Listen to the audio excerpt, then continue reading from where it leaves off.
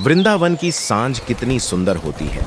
सूरज ढलते समय पूरे आकाश को नारंगी रंग में रंग देता है और गोकुल की गलियों से बच्चों की हंसी की आवाजें आने लगती हैं। आज भी वृंदावन अपने उसी मधुर रूप में था।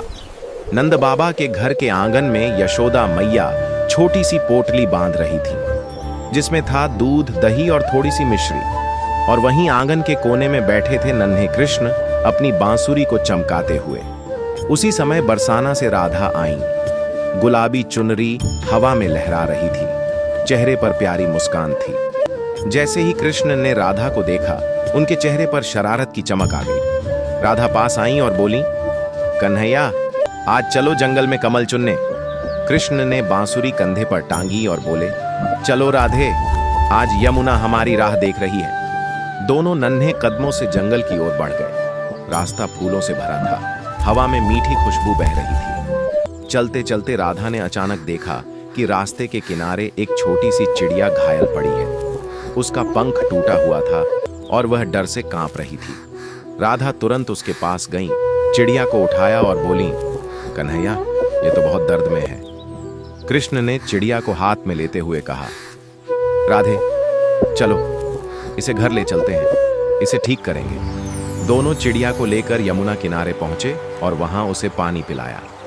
राधा ने उसकी चोट साफ की। कृष्ण ने अपने नन्हे हाथों से उसके पंख पर चंदन लगाया। चिड़िया धीरे धीरे शांत होने लगी। राधा बोली, कन्हैया, हमें इसे अपने पास ही रखना चाहिए, कहीं यह फिर से घायल न हो जाए। कृष्ण ने मुस्कुराकर कहा, राधे, पक्षी को पिंजरे में नहीं रखा जाता, यह जन्म से ही उड़ने के लिए बना है।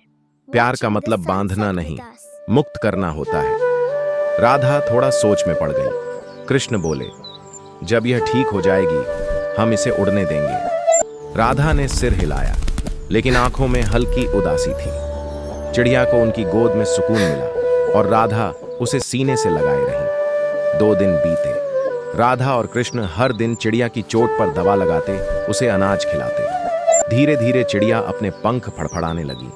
अब वह ठीक थी। तीसरे दिन यमुना किनारे हवा बहुत मधुर थी। सूरज के नीचे चिड़िया के पंख चमक रहे थे।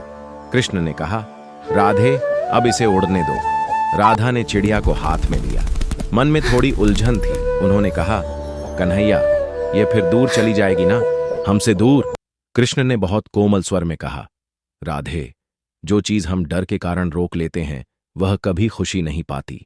सच्चा प्रेम वही है जिसमें हम किसी को उसके मार्ग पर जाने देते हैं। यदि प्यार सच्चा हो तो वह लौट कर आएगा ही।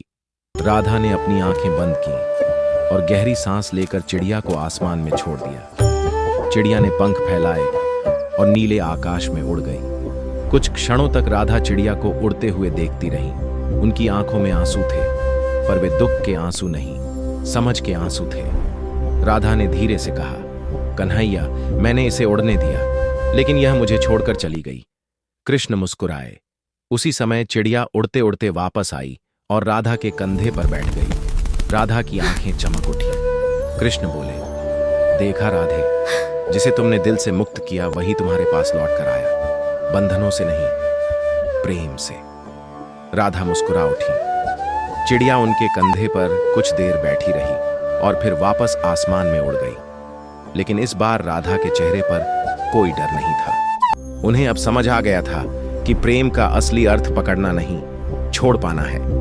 कहानी यहां खत्म नहीं होती। जब दोनों वापस वृंदावन लौट रहे थे, राधा ने महसूस किया कि यह छोटी सी चिड़िया उनके जीवन की बड़ी गुरु बन गई है। राधा बोली, कन्हैया, आज मुझे सच में एक सीख मिली है। कभी कभी हम डर के कारण किसी को पास रखना चाहते हैं, लेकिन सच्चा प्यार तो वही है जो आजादी दे। कृष्ण ने सिर हिलाया। हां राधे, और यही प्रेम राधा कृष्ण का है, जो बांधता नहीं, मोहित करता है। वृंदावन की हवा में आज फिर से प्रेम का गीत गूंजा। उस दिन राधा और कृष्ण ने न केवल एक चिड़िया को मुक्त किया, बल्कि प्रेम को सही अर्थ में समझा। और कथावाचक कहता है, जो प्रेम छोड़ने की क्षमता रखता है वही सच्चा प्रेम है।